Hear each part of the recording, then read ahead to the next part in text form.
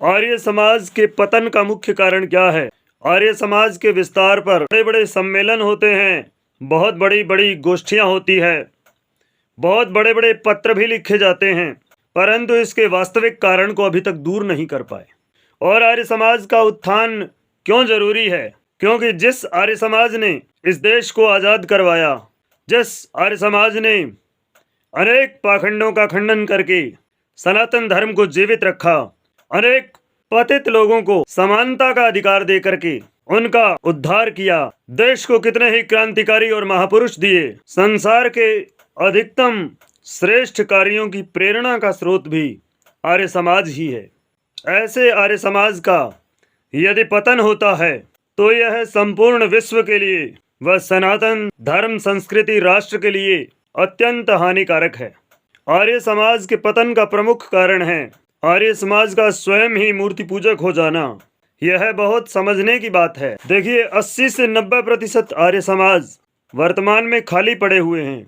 लाखों करोड़ों रुपए लगाकर आर्य समाजों में भवनों का निर्माण किया है, परंतु जिस प्रयोजन के लिए किया है, विद्या का प्रचार प्रसार होना चाहिए, लोगों को सनातन धर्म की वास्तविक जानकारी मिलनी चाहिए, हमारी वास्तविक संस्कृति, हमारा वास्तविक इतिहास क्या है, लोग वास्तविक पूजा उपासना पद्धति को समझ करके अपने जीवन का निर्माण कर सके, इसलिए आर्य समाजों की स्थापना हुई। परंतु सिद्धांत का प्रचार करने के लिए तो किसी विद्वान को रखा जाता है, परंतु ये केवल आर्य समाजों के भवनों की पूजा कर रहे हैं। ऋषि दयानंद के शब्दों में, हिंदू तो केवल एक छोटी सी मूर्ति की पूजा करता है, मुसलमान पूरे के पूरे मकबरे की पूजा करता है, लेकिन ये आर्य समाज पूरे के पूरे आर्य समाज के भवनों की पूजा करता है। तो विद्वानों को रखने के लिए और देने के लिए इनके पास कुछ भी नहीं है। जब विद्वान ही नहीं रहेंगे तो उस आर्य समाज का प्रचार कौन करेगा? दूसरा, आर्य समाज को लोगों ने राजनीतिक रूप से बांट दिया है। एक पार्टी का प्रधान बनता है तो वो अपने किसी पुरोहित को रखना चाहता है, दूसरा बनता है तो वो किसी अपने को रखना चाहता है जो उसकी प्रशंसा करे, जो उसके अनुसार चले, जो उसकी बात माने, उसको रखना पसंद करते हैं। और सिद्धांतहीन लोग आर्य समाज में आने वाले विद्वानों तक की परीक्षा लिया करते हैं। जब स्वयं ही सिद्धांत को नहीं जानते, उनके भीतर ऋषि दयानंद जैसा जीवन देखना चाहते हैं, लेकिन स्वयं का उत्तरदायित्व क्या है, इससे उन्हें कोई लेना देना नहीं है। कि समाज से नए जुड़ने वाले लोगों को और पुराने लोगों को सिद्धांत की अच्छे से जानकारी न होना, जिन्हें अवगत करवाना आर्य समाज के लोगों का मुख्य कर्तव्य है। तीसरा कारण है राजनीतिक रूप से आपस में बंटे हुए लोग।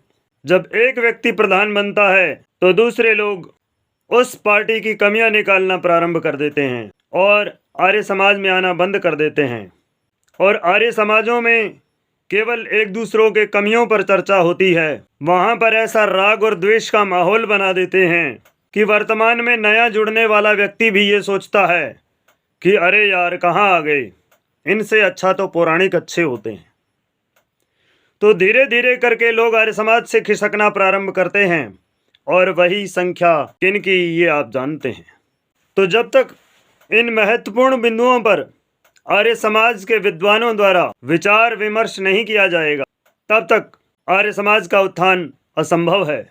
इसलिए मेरा सुझाव है कि सभी आर्य समाजों को आर्य प्रतिनिधि सभाएं अपने अधिकार में लें, उन स्थानों में विद्वानों के रखने की व्यवस्था व प्रचार की व्यवस्था करें।